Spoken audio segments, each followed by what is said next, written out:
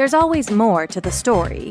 Join your hosts, Dr. Eric Shaw, prosecutor Ryan Frank, writer Adrian Bonenberger, and comedian Ryan Connor as they follow up on the most recent episode of Baggage. This is Carry On.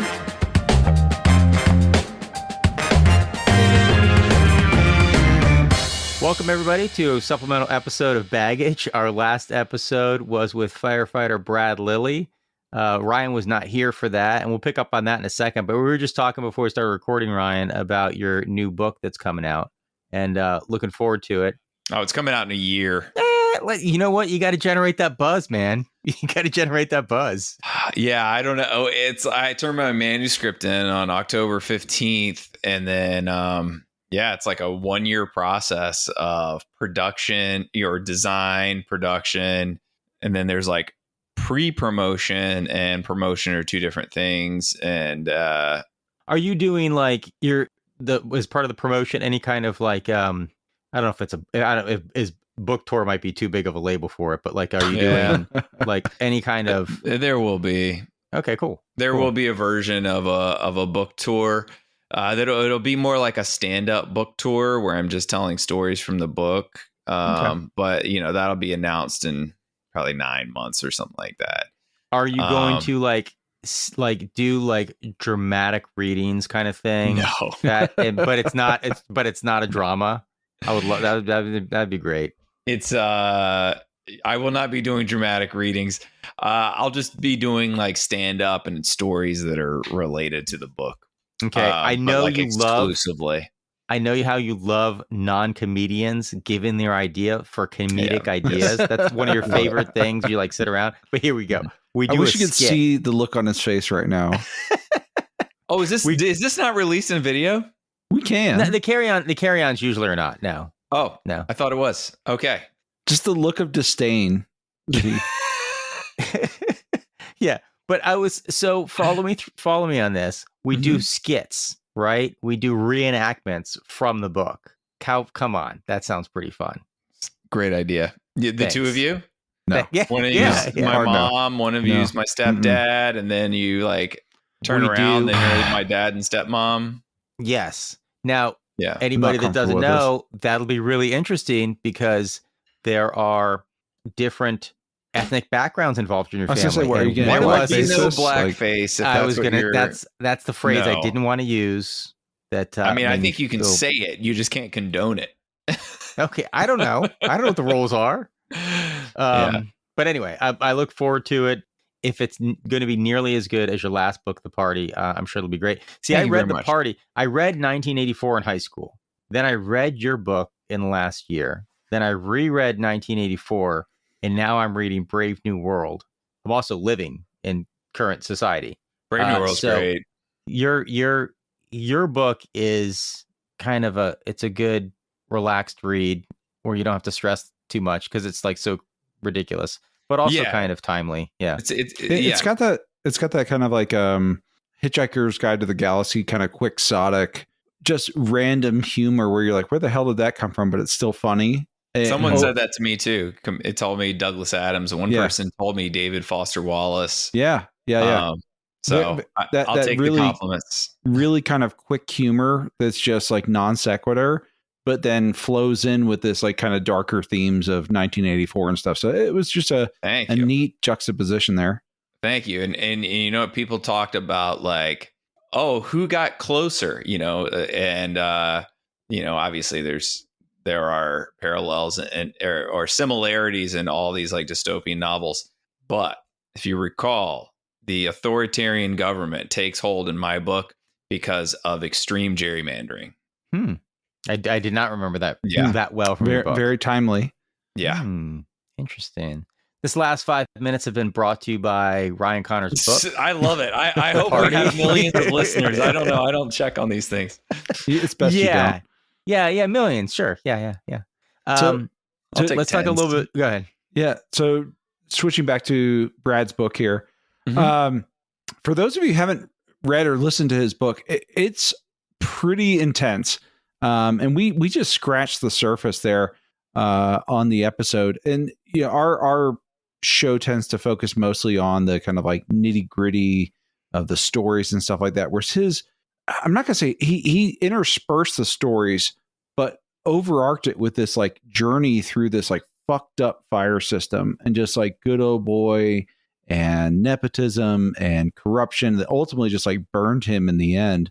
But man, Ryan wasn't here for that episode, and he doesn't listen to podcasts, so including the ones he's on. So give him. I fight fire on the side for fun sometimes, so I could probably relate a little bit. Put out bushfires. I've blown out a candle or two. Give Ryan a 2-sentence summary of some of the highlights from Brad's episode. He got stuck on the ambulance way longer than he expected to, and so instead of fighting fires, he was doing paramedic work more than anything, and it really burned him out as far as like PTSD, mental trauma stuff. But then he got basically raked over the coals with his through the fire department and through his union, and at the end they basically tried to screw him out of all of his pension and benefits at the end when he sustained an injury. First of all, more than 2 sentences. Second of all, you didn't use the word orgy once, which is one of the highlights of that episode. What? What did I miss? That wasn't the only orgy in the book. I mean, orgies. Multiple That's gangbangs, orgies, like drug fueled stuff, like just. And apparently scaled back. Fire station? What? Yes. So I think the difference there, and we kind of touched on this in the episode. It was crazy. It was wild. His system was a fire department that covered the entire city, and they covered all the EMS stuff and they covered all the fire stuff. So they did everything. It was just them and the police department. So fire department, police department, and that was it.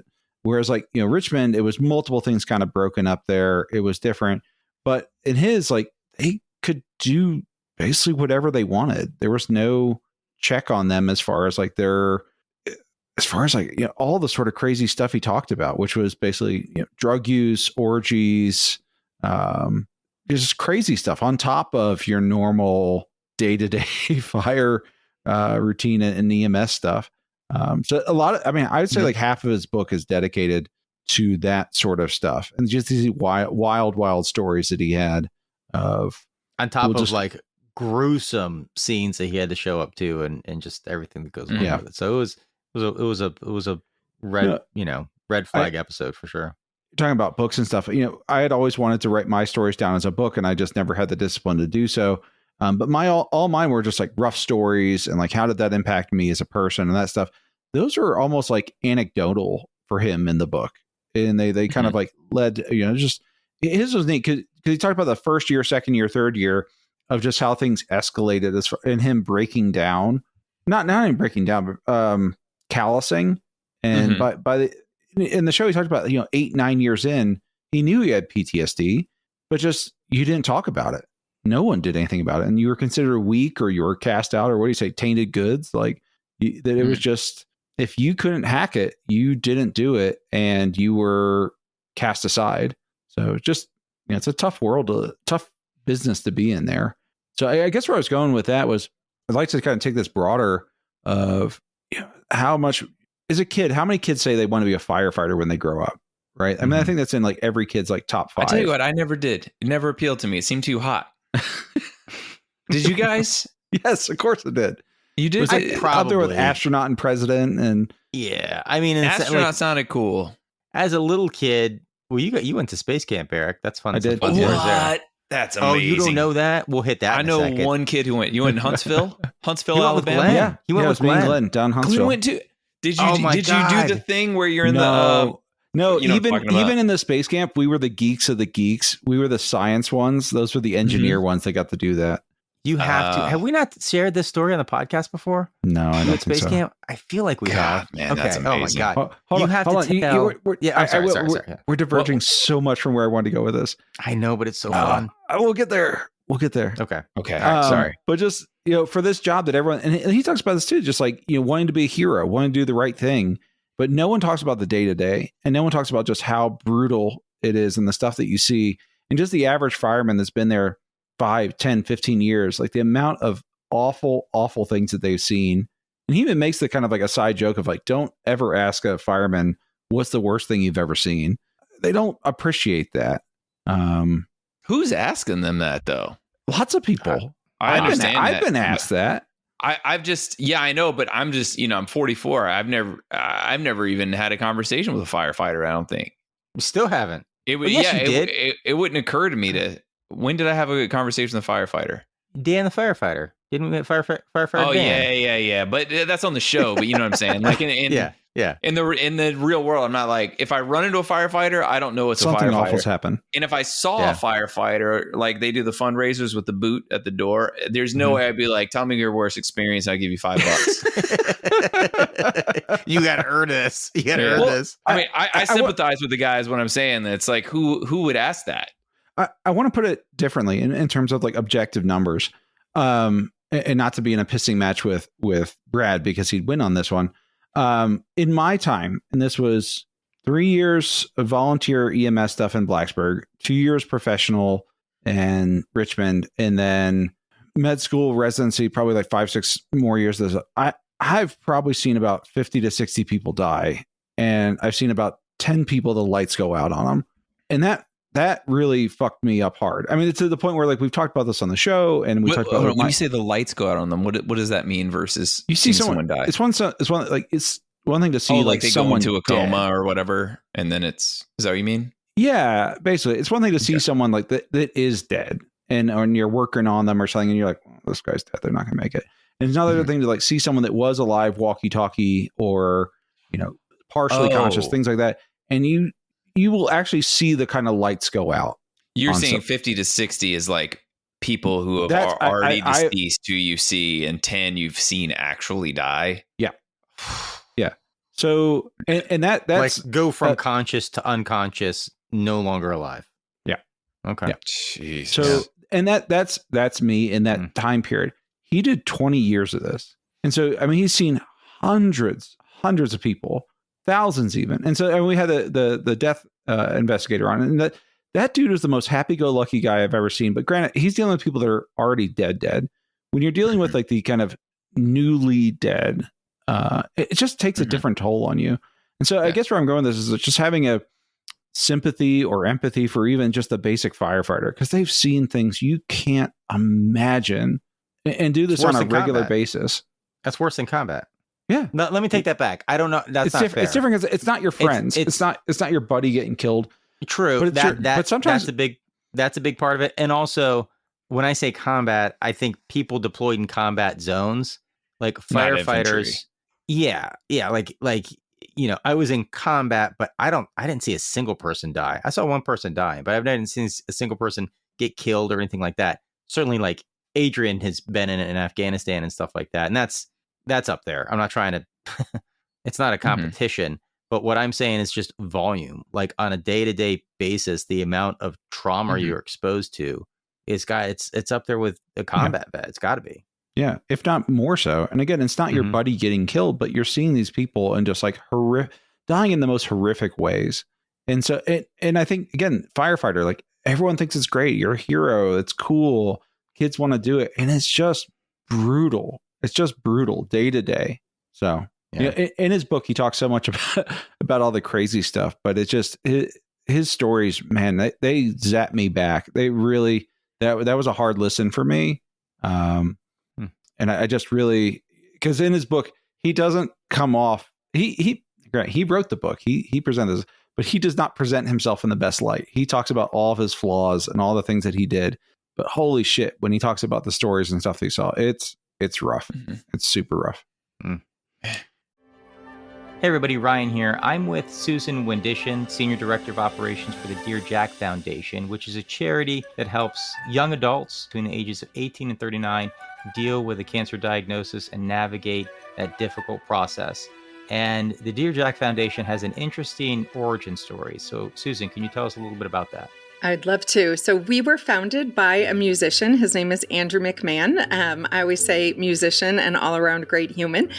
He'd probably be very embarrassed knowing I say that. But Andrew, he was the front man for the bands Jack's Mannequin, Something Corporate, and Andrew McMahon in the Wilderness. But Andrew had cancer in his early 20s, right as he was about to embark on a nationwide tour with one of his biggest albums called Everything in Transit. He got a stem cell transplant from his sister. He came through and is doing doing great. This is for him 20 years post-cancer this year. But he really realized in an era where cancer is a huge call to action health item, there's nothing out there for the young adult age range. So he started Dear Jack to bridge that gap and really support these young people in the unique way that they need help and psychosocial support. An incredible story and a great charity. So if anyone's interested in supporting that cause, please visit the show notes or visit dearjackfoundation.org and donate now. Thank you, Susan. Thank you. Ryan, that's one thing I was always grateful for in getting in deployments to Iraq. Never wanted to shoot at somebody, never look forward to like that. Like I think that's a weird thing to get excited about. You think it would be cool, but even in my early 20s, mid 20s, I was like, I'd be okay if I just do the mission and don't have to deal with that. And fortunately, never had to deal with losing anybody that I knew or, the worst thing we did was we transported some coffins sometimes. And then, there was one medevac I was involved with. That was pretty rough where he had just gotten hit by a 5-ton truck while we were just happened to be in the LZ. And they were like, wait, do this emergency medevac. And they put him in the back of the aircraft and he had to go to the other aircraft and they were doing CPR and stuff like that. But that was fast paced. It was dark. I have no idea what the guy looked like. It was so dark, and that's the closest I came to. So it doesn't bother me at all. You don't think about those things in other professions. You expect people. I've run into people who are like, oh my God, do you have PTSD from Iraq? No, I didn't really have any experiences like that. You don't go up to a firefighter and be like, oh, you're a firefighter. Do you have PTSD? You're a paramedic. Do you have PTSD? You don't ask them that. You don't think that, but they're exposed to that shit all the time. He made the point, and I think this probably is true, that like they all have it. They all have it, and it's just something that you learn to deal with. And maybe you deal with it in a more constructive manner. Maybe you deal with it in a more negative manner. He definitely talked about a lot of the negative stuff with his department. But I think you need to not go into it, but you need to look at these people and realize that all of them are dealing with some major, major trauma that they've seen and experienced, and just be empathetic to them. And again, I was never a firefighter again, just in case anyone thinks that you're speaking about me. Sure. I've never fought fire. Here's what I would like to do, unless you guys want to talk about something else. I keep thinking about the space camp stories. I did not go to space camp. Eric and Glenn went to space camp. The three of us have a mutual friend, Glenn, and he's a character, but he went to space camp with Eric. And the way he tells the stories, I don't know if they're true or not, but they're hilarious. There's a couple of them. Oh, Christ. Yeah. I remember I wanted to go so badly. And when one of my friends went, I was very happy for him, but I had so many questions when he got back. I'm going to let you tell the stories that you think you know. And because I'm going to embellish because I don't remember. So I'm going to fill them in so they're a little bit better. Yeah. I will, confirm or deny, what you say. So I'm going to get the facts wrong, but there is. So how old are you? You're teenagers. What, 14? 13, 14, something like that. 13, 14. Florida. Is that right? I thought it was Alabama. I thought it was Huntsville, Alabama. Okay, that's right. I actually just looked that up recently, thinking about my kids going there. Remember that from the end of Double Dare. A trip to space camp in Huntsville, Alabama. So they're at space camp, and one of the simulations or whatever is that they're in the shuttle or in the lab, whatever the setup is, and there's a scenario where you have to follow directions, right? So you're all, people are in different parts of the lab having different assignments, and Eric is on this some kind of manager type role where he has some responsibilities. I'm the science officer. Okay, so you have some responsibilities. You have to coordinate and report. Now, there's a speaker system so that the kids are talking to each other and the adults that are supervising, they can hear it. But apparently it's also broadcast outside. I don't know if it's like hallways or whatever, but a broader audience can hear this too. So Glenn is trying to communicate with Eric on, Eric, there's something you got to do. You need to report. Look, I don't know who the adult would be, but the teacher or the coach or whatever she's asking that you give an update, and apparently you got fed up with her and you broadcast over the intercom. You tell that slave driving bitch she can wait. That is absolutely accurate. It just slipped out. And it was one where I could see I was in like the commands on this one. I was in the command center. And so we actually had like video of all the other modules and stuff. And I just see everyone kind of like look up at the speaker. I'm like, science officer out, and just like turned off my thing. Oh my God. And then there was another one where like, did they just cross you off the list of future astronaut candidates when you say that? I was asked to just tone it down. I'm out. Yeah. Pretty much. That's how they determine it. And then the other story I heard was that there was some kind of air leak or contamination. Yes. I don't remember, in the simulation. And who was the person that was in the safe area? Was it you or Glenn? It was me. I was so I was on the shuttle in this part, and I was in like the back science module, and basically like they started doing these kind of like alarm things, and half the crew, they would come around and they kind of like tap you and be like, you're unconscious, that sort of thing. And they're like, be aware something's happening. And I'm like, oh, Jesus, this is a problem. And I shut the airlock to the door and just checked all my stuff, and everyone else on the shuttle's passing out. And I ultimately like fixed the problem from back there. And Glenn's like, you just left everyone to die. And I'm like, no, I think I did. And even the counselors were like, no, you actually did exactly what you were supposed to do. I was like, that's right. Oh, that's right. See, the way I remember the story is Glenn's banging on the door and you're like, no, I don't want to die. I don't want to die. That might have happened too. It might have been like, see, you tell the story, you're the hero. All's well that ends well. Everyone survived the scenario. We can't get through a carry-on episode without talking about a movie from the 80s or 90s, right? What was the movie from the 90s about space camp and the shuttle took off? Oh, dude. You know what I'm talking about? Oh, my God. It's a classic. That's similar to the plot of a new a Star Wars series for kids. Oh, my gosh. I can't remember the name of it now. It came out last year, or came out earlier this year. It's really good. It's pretty good, yeah. Yeah. Where they find that spaceship and it accidentally takes off, and then like they're stuck. They're stuck on the spaceship now. Yeah. I cannot remember what that movie from the 90s was, but I know what you're talking about. Space Camp. Oh, that makes sense. Yeah, I'm seeing it now. Oh my God. What's her name? Lily. What's her name? Oh God. From Howard the Duck. Oh, Leah Thompson. Yeah. Yeah. God, I forgot she was in that. There's some big actors in that. Yeah. Anyway, Space Camp from 86. God, 86. I didn't think it was that old. What a crazy premise. A robot hit a button and the kids on the space shuttle, it takes off. Like it's fueled, it's ready to go. Like, what are you doing on there? That's a crazy script. It was the 80s. I mean, anything goes. I mean, you could do anything you want in a movie then, man. I mean, look at any sequel. Like, literally any sequel is just the most absurd plot. I can't even... God, my mind is blanking right now. There's one Gremlins 2. Jeez. Have you seen Gremlins 2? It's terrible. In New York? The New York one? Yeah.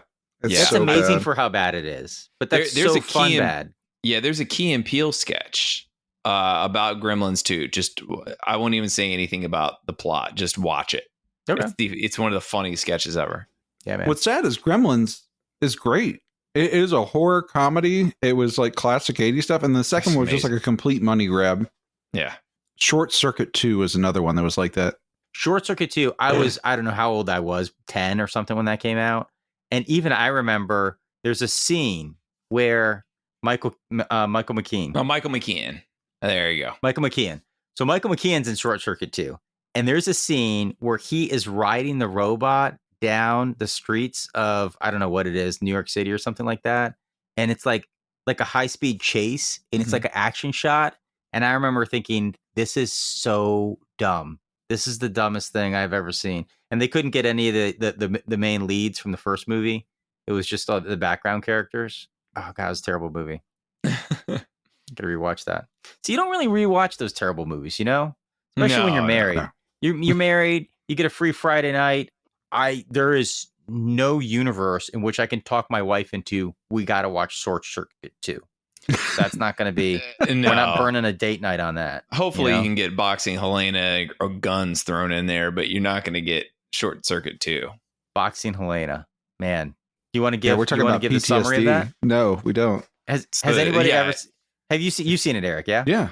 It's the craziest bad movie ever, and it's by someone who went on to be a good director. She just directed it when she was 19. She wrote it when she was 17, directed it at 19. It's David Lynch's daughter. Can we get Garfunkel for this? Do you think he's free? Oh yeah, you know what? The lead actor is the guy that died. Yes, that's up there with like Human Centipede. Like that's just one where like no, but that movie is at least I mean, Boxing Helena is so campy though. It's absurd. But it tries to be a legit movie. Oh yeah, that's the funny thing about it, right? Right. The production Human value Centipede, is amazing. Human Centipede, the investors knew exactly what they were putting their money into. Yeah. Boxing Helena, they were finger crossed for a Oscar. What's that one with Justin Long, Walrus? Have you seen that one? No. I haven't seen that. Oh no, it's called Tusk. Tusk, not Walrus. Tusk. I've heard of it. I've never seen it. Yeah, just don't. We always end up here. it's what we all know. It's our safe spot. It's our comfort zone. Look, how about if we end today, all of us make a vow to fight one fire per week? In Colorado, that's not hard. Hold on. Do you have to? Are you allowed to start the fire? Whatever you got to do. I'm not asking questions. I also learned don't ask a firefighter a question. Yeah. Because if I got to find it, because it's not fighting the fire. Fighting the fire is one thing. I got to find a fire. I got to drive to the fire. Yeah. Who wants to do that? Too much work. Yeah. Just light it in your yard and put it out. Throw a bottle rocket around and see what happens. Light your metal trash can on fire. Yeah, that was a pretty intense episode. The next one coming up, our next guest is going to be a pretty good one too. Correctional officer that worked at San Quentin and some other places as well.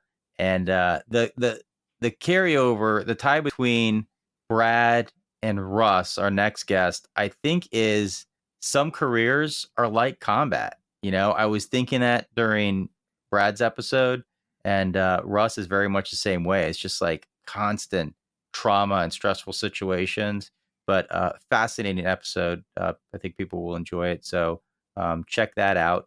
And I think that's going to do it for this week in this episode. Ryan, do you have anything you want to plug? Yeah, just go to my website, ryanconnorcomedy.com, and you can see where I'll be. I'm coming up in Vancouver, Chicago, Minneapolis, and Roanoke, Virginia, actually, and San Diego, and actually Vienna, Virginia is coming up soon too. But those dates will be announced in a week. Cool. Well, I'll go to the Vienna show. That'll be fun. I actually have something. It is that time of year. Please get your flu shots. Please get your COVID shots. For your new parents, please get your Beyfortus shots. For if you're a pregnant mother, please get them. If you have a newborn, please get the Beyfortus shot. That has made a huge difference in hospital admissions for RSV in the last 2 years. It is awesome. So please talk to your doctors about getting your yearly vaccines. Who are you going to believe? A doctor here or the FDA? Huh? What are we talking about? Help me with acetaminophen. Yeah. Did he pronounce it like that? Oh, it was brutal. I heard there was a botched pronunciation, but it was bad. I didn't see real bad. And then we're just injecting so much liquid, so much fluids into these little babies. It's causing so many problems. Why do we have to do so many at once? Oh boy. Okay, let's not go down that rabbit hole. Everyone get vaccinated. All right, thanks everybody. See you guys next time.